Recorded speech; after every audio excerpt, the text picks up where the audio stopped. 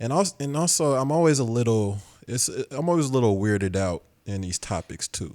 Um, for one, I hated seeing them put it on a tagline that African Americans are more susceptible to this virus, instead of saying that people who suffer from pre-existing Conditions conditions and like and systemic oppression. Yeah, yeah. Say and have your that conversation. and your immunity already being broken down, your immune system already being broken down, being overweight, The neighborhoods being being unhealthy yeah, due to the amount of fast food fat intake or shit eating from built corner stores and being built next to refineries and shit like that. Like it's just a lot of shit that's just like, hey, y'all figure it out. having one of your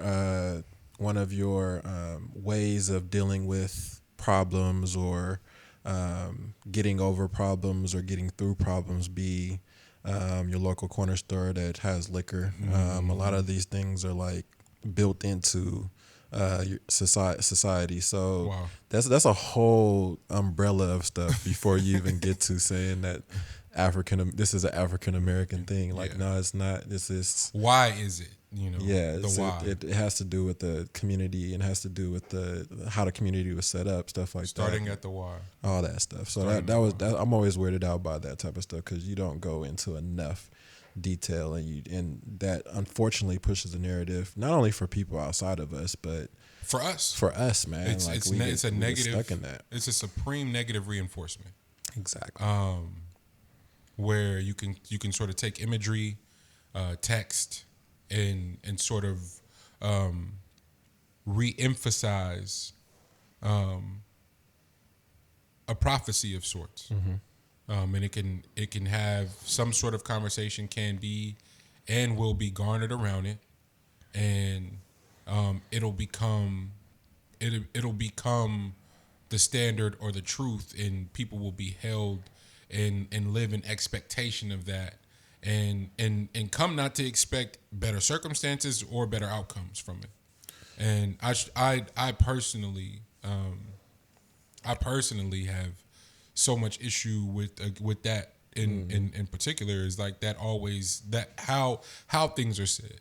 But then, as you know, as we grow and we get a little bit more access, we have a better understanding as to why things are said the way that they are, Completely. and delivered and sort of and presented the way that they are as a means to further the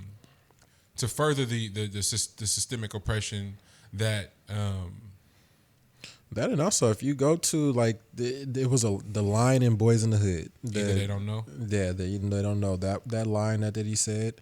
It is as true as it comes, especially the higher up you get, because the higher up you get, you have to start dealing with groups of people in the form of generalizations. Yeah. So if there's no way to like change the entire general narrative on a particular group, then you just pass along the exact same one because you don't have enough contact with them to have anything else. Which kind of goes to how Kanye was voicing himself. It came across wrong, but it's a mental thing. You know what I mean? Like you have to see more for yourself than what others see for you. Yeah. And it starts with certain individuals. It can't be for the whole mass, unfortunately, at one time. I don't know.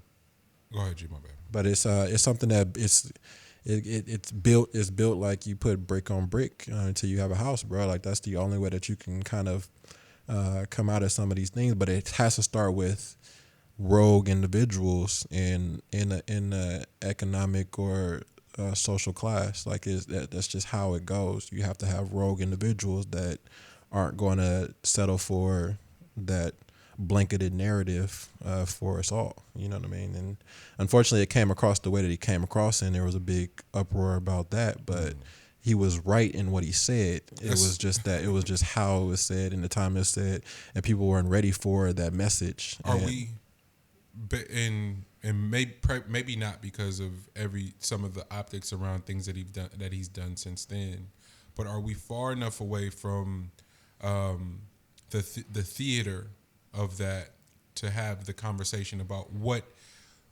of what he was in, what he actually meant. Are we far enough away from that for people to be able to really dissect it and not sort of try to interject their own personal hurt and emotions into something that is just outright true, right? We had minimal discussion in and around when it took place, but never really got into depth just because of how many people were impacted by it, and it felt unfair to try to have a discussion in and around it, but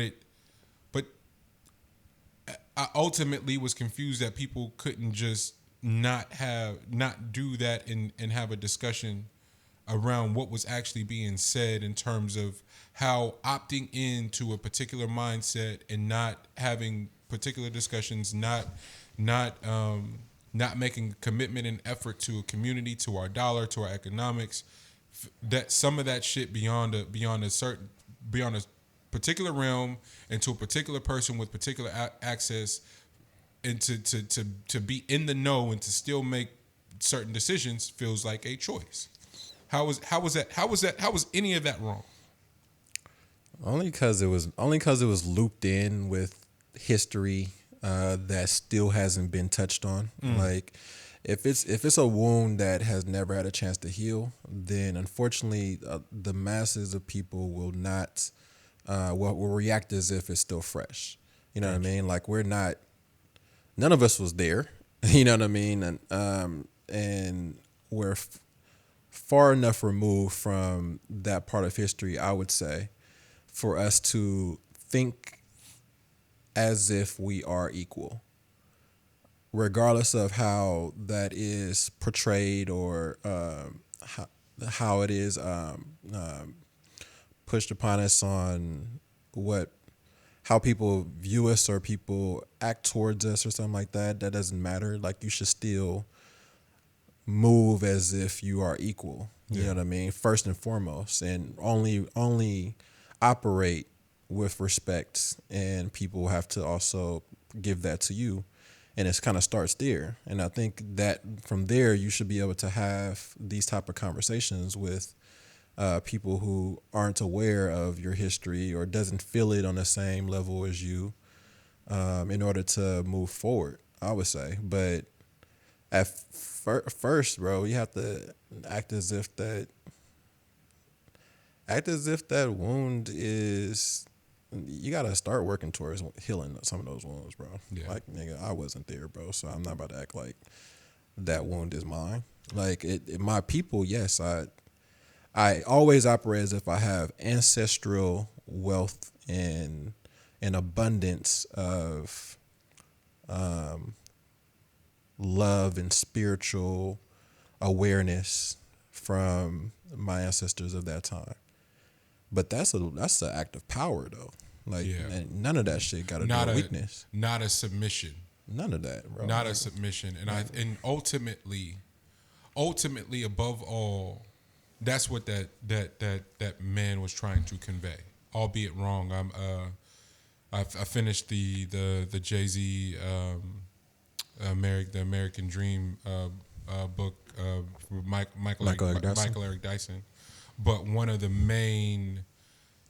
centerpiece discussions is Hov's freestyle after Nip died, and how critics, both black and white, took, and this is right in alignment with the NFL shit, took his gentrification line and was like, "Boy, that's not what Nip was trying to do. That's besides the point." And it's like, bro, like, the fact that y'all could even get to that point to completely misinterpret what he intended and to take him at face value and so literal shows that you don't understand this thing at all. You can't possibly. Hip hop is hip hop, and the use of language and delivery is 100% been built on taking terms in negative light and flipping them. Like, that's the brilliance of it. Buy the hood back, gentrify your own hood. Like, bro, how do you not know what that means? But of course you don't, because you're not of it, and you're in a position to be able to critique it, break it down, but you don't even understand what the fuck you're dissecting. and then furthering and creating a distance between somebody who has committed themselves to their neighborhood and creating a disconnect. There should be no disconnect between Hove and the black community. There should be no disconnect between God bless his soul, Nip, and his community. But both of those spectrums exist for a fucking reason. You know, the amount of stress and trauma and potential life-threatening danger that can come with just trying to provide for people that look like you, and not just hand out some money, but I'm talking like opportunity and access. Just showing up can cost you your fucking life. I'm sorry you don't know what that feels like. Where literally the answer to you making it is like never looking back. Like that those are the options.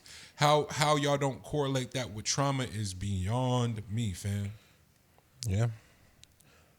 Which we're pretty much at the point of you get out and then you have vehicles, you have basically tentacles of yourself that touches people who can then touch the people from where you're from.